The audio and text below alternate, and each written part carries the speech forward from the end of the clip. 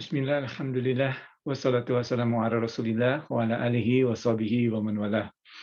Rabbi israh li sadri wa yassir li amri wahlul 'uqdatam min lisani yafqahu qawli. Assalamualaikum ibu-ibu, bapak-bapak pengajian Kagari. Kembali kepada kajian Ramadan kita. Kemarin kita membahas mengenai dua hadis yang sangat eh, mungkin sering kita dengar, ya. Tapi kita mencoba mendalaminya. Hadis yang pertama adalah mengenai hadis yang menyatakan bahwasanya Rasulullah SAW menyatakan bahwa puasa itu adalah untukku, ya, dalam hal ini untuk Allah, ya, dalam suatu hadis. Jadi perbuatan baik yang dibalas oleh Allah sekitar 10 sampai 700 kali, tapi kalau puasa itu adalah untukku. Ya, apa maksudnya hadis tersebut? Kita bahas kemarin. Kemudian kita juga membahas hadis di mana Rasulullah bersabda bahwasanya di bulan puasa setan itu dibelenggu, sufidatu syayatin. Ya, apa maksudnya? Ya, kita telah membahas itu, dan juga kita membahas bahwasanya ada 3 tipe orang yang berpuasa, ya. Yang puasa awam, yaitu puasa yang seperti menahan hawa lapar, haus, dan juga hubungan suami istri daripada saat waktu berpuasa. Itu puasa awam, ya, secara syariah, betul. Kemudian puasa orang-orang yang khusus, ya, atau elit menurut beberapa terjemahan ke dalam bahasa Indonesia, yaitu di mana yang berpuasa tersebut menjaga matanya, telinganya, hidungnya, mulutnya, tangannya, kakinya, ya, dari hal-hal yang tidak membatalkan puasa tetapi mengurangi pahala puasa tersebut, ya. Kemudian yang ketiga adalah puasa orang yang super khusus atau super elit, ya, yaitu orang yang puasa hatinya, ya. Jadi hatinya ini berpuasa untuk tidak memikirkan sesuatu kecuali memikirkan Allah dan hari akhir. Ya, dan ini adalah yang ketiga, ini adalah puasa para rasul, para muqarrabin, dan para siddiqin. Ya, Abu Bakar As-Siddiq itu misalnya siddiqin, ya, karena itu julukannya. Nah, seperti itu puasanya. Kemudian puasanya para muqarrabun, ya, orang yang dekat dengan Allah, yang seperti dalam Al-Quran disebutkan juga seperti itu. Ya, jadi pada saat bulan puasa fokus. Bukan berarti dia tidak melakukan apapun kecuali puasa, bukan. Tapi dalam hatinya fokus. Zahirnya, lahirnya mungkin melakukan kegiatan seperti bekerja dan sebagainya, tapi dalam hatinya selalu fokus terhadap Allah. Ya, jadi ini adalah level yang sangat tinggi, yang ketiga. Nah, kemudian kita juga menyatakan bahwa insya Allah pada hari ini kita akan membahas puasa, apakah tanda-tanda sempurnanya puasa yang kedua, ya, yaitu yang orang-orang yang khusus, ya. Karena kita mau meningkat nih dari level pertama ke yang kedua, jadi kita pengen tahu apa sih tanda-tandanya, ya. Nah, dan ini kan menggunakan buku dari Imam Al-Ghazali, ya, kitab Asrar As-Saum, ya, esensi, rahasia atau inti dari puasa, ya. Itu kalau kira-kira terjemahkan dalam bahasa Indonesia. Kalau dalam bahasa Inggris biasanya buku-buku menerjemahkannya sebagai kitab The Secret of Fasting. Oke, kitab ke-6 dari kumpulan kitab Ihya Ulumuddin. Oke, kita lihat yang pertama, apakah tanda-tandanya orang-orang yang puasa khusus tersebut, bagaimana kelihatannya kesempurnaannya itu bisa dilihat, ya. Yang pertama adalah mereka menjaga matanya, ya. Mereka menundukkan pandangan dan menahannya dari berkeliaran menghadap ke setiap hal yang dicela dan benci, ke setiap hal yang bisa menyibukkan hati atau melalaikan dari mengingat Allah Azza wa Jalla. Ya.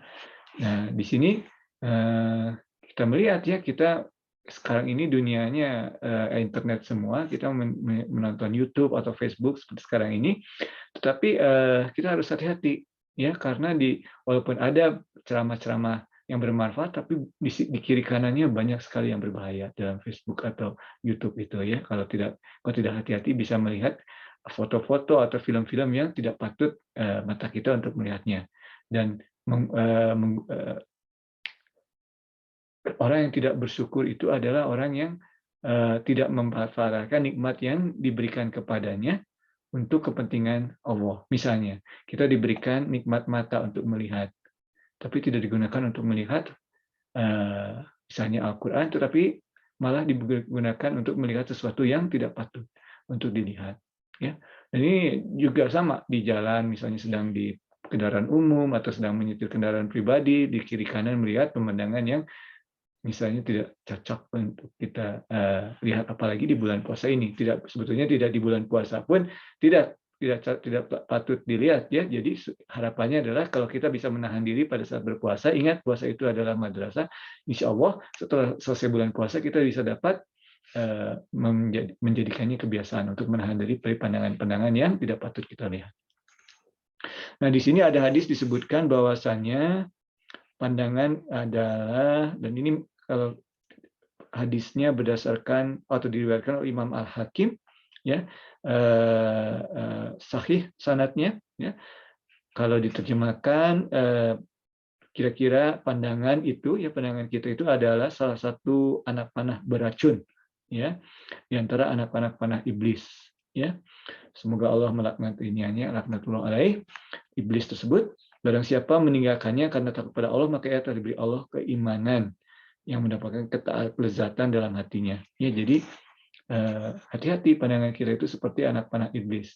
Ingat, ya, setan itu dalam salah satu sesuai yang kita bahas kemarin itu mengalir dalam darah kita. Ya. Berjanji dia kepada Allah dalam Al-Quran disebutkan akan menggoda kita dari depan, dari belakang, dari kiri, dari kanan. Ya. Kita harus hati-hati. Ya. Nah, di bulan puasa setan dibelenggu, tinggal kita. Kalau kita masih melihat hal-hal tertentu yang tidak patut kita lihat, berarti itu adalah hawa nafsu kita, bukan setan lagi. Ya, tidak ada was-was setan pun kita tidak melakukannya. Naudzubillah min dzalik. Semoga kita dilindungi, dijauhkan dari hal tersebut. Itu yang pertama. Lanjutkan yang kedua. Yang kedua adalah, ini mirip dengan yang kita bahas beberapa hari lalu mengenai niat puasa, ya. Yang direkomendasikan oleh para ulama, ya. Yang kedua adalah menjaga lisan dari dusta, ya, dari bohong, ya. Ghibah kita membahas, ya, juga backbite, ya. Kemudian perkataan kasar, ya. Ingat, kita juga menyebutkannya satu hadis yang puasa itu ibarat junnah, pelindung, perisai. Kemudian dilanjutkan dalam hadis tersebut, kalau ada yang jangan kita berkata kasar, ya. Dan kalau ada orang yang memancing-mancing atau menghasut kita, juga jangan terpancing. Katakanlah saya sedang berpuasa. Nah, kalau sedang berpuasa itu jadi kita seperti ibaratnya ada di dalam bubble, melindungi diri kita sendiri dari perkataan-perkataan yang kasar tersebut. Ya, jangan sampai menggunakan kata-kata kasar. Dan insya Allah setelah selesai bulan puasa kita semakin berkurang, ya, atau mungkin hilang sama sekali kita. Terjaga lidah kita dari menggunakan kata-kata yang kasar, dari melakukan backbite atau ghibah, ya, berbohong dan sebagainya dan sebagainya. Itu adalah yang kedua. Ya. Oke. Kemudian yang ketiga, tadi mulut, yang kedua, yang ketiga tanda tanya adalah telinga, ya. Menahan pendengaran dari menekan setiap hal yang dibenci ataupun yang makruh, ya. Ya, jadi ada yang gosip misalnya. Apalagi kalau kita agak-agak tahu juga masalah tersebut, ikut-ikutan ngerumpi gitu. Nah, itu jangan, ya. Jangan ikut-ikutan seperti itu. Tinggalkan, ya. Dengan halus tinggalkan, majelis-majelis gosip itu ditinggalkan. Dan ini termasuk di internet, ya. Jangan cuma dilihat saja, di internet juga. Kalau ada berita-berita yang nggak jelas, ya, atau half truth atau yang nggak jelas, tinggalkan, ya. Jangan gatal nih tangan untuk keyboard untuk melakukan komen, ya. Hati-hati. Itu yang ketiga, ya. Jadi ya tadi yang keyboard itu mungkin yang kedua, yang ketiga itu adalah menahan sumbernya, ya. Jangan pertama tadi yang kedua itu mungkin menahan tangannya atau mulutnya untuk berkomen. Yang contoh yang ketiga ini menahan dari sumbernya. Stop dari sumbernya sendiri, yaitu jangan mendengarkan gosip. Jadi kalau mendengarkan gosip tertarik juga ikut ngerumpi, ya, atau melihat hal-hal yang tidak penting di internet ikut-ikutan komen, ya. Itu yang ketiga. Jadi menahan sumbernya dari itu, ya. Jadi menahan pendengaran, dan dari pendengaran dari mendengarkan setiap hal yang dibenci atau makruh. Jadi yang makruh pun harus ditinggalkan, ya, apalagi yang dibenci. Oke, yang keempat. Yang keempat, menahan berbagai anggota badan dari berbagai dosa seperti menahan tangan dan kaki dari hal-hal yang dibenci. Ya, jadi ini tadi kan sudah mata, mulut, ya, telinga. Sekarang ini tangan kita, kaki kita, ya. Tangan jangan suka, insya Allah ya. Jadi jaga tangan kita pada saat berpuasa itu, ya. Jangan melakukan hal-hal dengan tangan kita yang tidak sebetulnya tidak membatalkan puasa, tetapi mengurangi amal ibadah puasa kita, atau bahkan bisa sampai menghabiskan amal ibadah puasa kita. Kaki juga jangan pergi ke tempat-tempat yang tidak layak, ya. Jangan pergi ke tempat yang tidak layak menggunakan kaki kita. Ingat dalam kajian surat Yasin yang kita bahas, kaki kita bersaksi, ya. Tangan kita berbicara, kaki bersaksi, ya. Mulut kita tertutup pada saat hari akhir tersebut. Tangan menyatakan, oh saya melakukan ini, mengambil barang punyanya siapa, atau apa, ya, atau menuliskan sesuatu yang tidak layak, dan kaki bersaksi, ya, aku pergi ke tempat tersebut. Kita tidak bisa membelanya, membela diri kita sendiri karena anggota badan kita berbicara. Nah, itu yang keempat, menahan anggota limb kita, ya, dalam bahasa Inggris, tangan, kaki dari hal-hal yang dibenci. Oke. Nah, yang kelima, ya, yang kelima adalah tidak memperbanyak makanan halal saat berbuka puasa.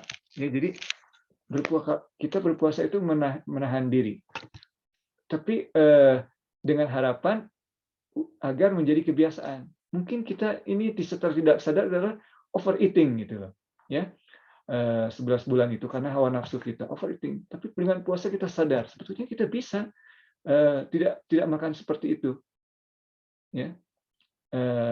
Nah, kalau misalnya kita berpuasa kemudian pada saat buka kita balas dendam, makannya baik, wah, itu namanya puasanya tidak ada artinya. Puasanya mungkin oke, tidak ada mendapatkan pahala insya Allah, tetapi tidak memberikan arti, ya, karena tidak merubah perbuatan kita. Ingat kemarin kita bahas bahwa salah satu tanda puasa kita diterima adalah perbuatan kita setelah bulan Ramadan ini lebih baik dibanding yang sebelumnya, ya. Jadi pada saat kita berpuasa kemudian berbuka puasa, ini tandanya yang kelima, buka puasa kita ya mungkin tidak berpuasa, mungkin cuma makan sedikit-sedikit, secukupnya, tapi tidak berlebihan, ya. Dan ini kita berbicara tentang makanan yang halal, ya, yang halal, makanannya halal, sudah berpuasa, tapi hati-hati, ya, jangan terlalu berlebihan. Banyak ini yang balas dendam kalau pas berbuka, ya, makan segitu banyak, atau pada saat belanja makanannya juga segala dibeli gitu, ya. Jadi percuma, ya. Puasa itu tidak batal kita ke supermarket beli ini itu beli itu, agak kalap beli ini beli itu, atau ke toko makanan pesan ini pesan itu, tidak. Tapi karena biasanya kadang puasa kan lapar, misalnya sore-sore mau beli makanan segala dibeli, ya. Tapi itu bukan tujuan dari berpuasa. Puasanya mungkin diterima, tetapi tidak memberikan bekas pada hati kita. Jadi tahan diri, ya, tahan diri. Tidak hanya dalam berpuasa, tapi juga bagaimana kita dalam berbuka puasa, ya. Jadi dalam secara syariah ada doa berbuka puasa dan sebagainya. Tidak, tetapi secara batin, ya, dalam buku Imam Al-Ghazali ini, salah satu orang yang levelnya tinggi itu berbuka puasanya pun tetap in control, ya. Oke, itu yang kelima. Dan biasanya kalau terlalu banyak makanan memang begitu selesai buka langsung makan banyak, kemudian juga tidak sanggup, ya, tarawih dan sebagainya, ya. Perut nggak enak, ngantuk lagi, ya, makanya disitulah, ya. Jadi waktu yang baik, misalnya kemarin kita bahas waktu yang baik malam Ramadan, ya, malam-malam di bulan Ramadan ini kita tidak bisa beribadah, ya. Pada itu adalah satu-satu niat yang direkomendasikan para ulama. Kita berniat untuk memanfaatkan malam Ramadan dengan sebaik-baiknya dengan beribadah. Oke, yang terakhir, yang keenam, insya Allah, ya, poinnya pada saat ini, ya, sudah. Yang kelima ini masalah hati. Setelah iftar itu kita harus merasa bahwa jangan alhamdulillah selesai puasa segala macam. No, harus kita berubah. Dalam Islam itu ada dalam bahasa Inggris misalnya ya, fear and hope, ya. Ya, setelah bulan puasa itu kita harus agak ada sedikit fear-nya, ya, agak sedikit takut atau takjub, takut yang lebih baik mungkin. Takut puasa kita tidak diterima, ya. Jadi kita jangan terlalu serasa yakin diterima, ya. Sedikit saja ada perasaan, ada sedikit supaya kita lebih terjaga gitu, supaya lebih baik lagi, lebih tawadhu lagi, ya. Kan namanya juga pelatihan. Jadi walaupun sudah selesai jangan, "Wah, alhamdulillah makan saya banyak, kenyang," kemudian alhamdulillah semua selesai, diterima puasanya. Ya, insya Allah diterima. Tetapi sisipkan sedikit yang rasa, dalam ini yang keenam, rasa takut. Takut puasa kita tidak terima. Jadi kita terus memperbaiki diri dan selalu menjaga sikap tawadhu. Demikian Ibu-ibu, Bapak-bapak kajian kita pada saat ini, pada kesempatan kali ini. Mohon maaf atas segala kesalahan, yang benar hanya dari Allah, kesalahan dari Irfan. Semoga kita juga diberikan jalan ya untuk dapat menjalankan ibadah puasa. Jadi kita juga menyebutkan beberapa hari lalu bahwa kita di sini tidak hanya mempelajari informasi ya. Irfan menyampaikan informasi, tetapi semoga kita semua di sini dapat tidak hanya memahami, mengetahui informasi tersebut, tetapi juga dapat menjalankannya. Dan insya Allah kita dapat meningkatkan level puasa kita ke level puasa orang-orang khusus sesuai dengan buku Imam Al-Ghazali ini, Kitabul Asrarus Shaum.